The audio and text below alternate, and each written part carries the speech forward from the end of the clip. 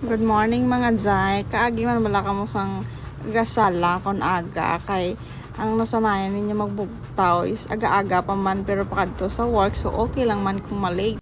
Pero kaya masin wala talaga testingan ta mag-meeting nga wala sang ligo kay hindi man sila magreklamo ay importante buhi.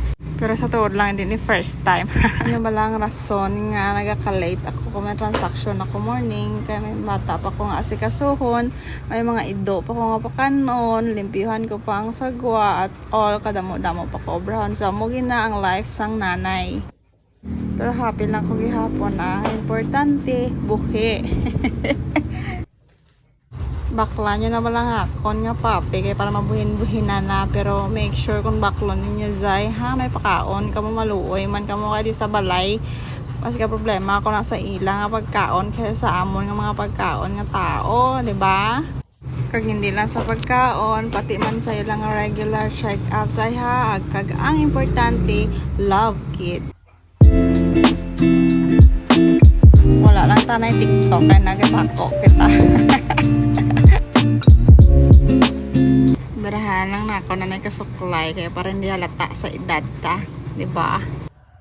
Pilingon man si Maninay. Ako gali ang nanay sang mga papi nga ginabaligya ako, di ba? Kamukha kami no, daw shih tzu mansura ako no. Tabunan ko lang anay ng pusod ko daw base makibot ka mga nagagalom ta nangara sa tiyan ko. Pati man ang iban gani man diri nga kung gisalang man gani makalimpyo sang puso do di ba ay aminin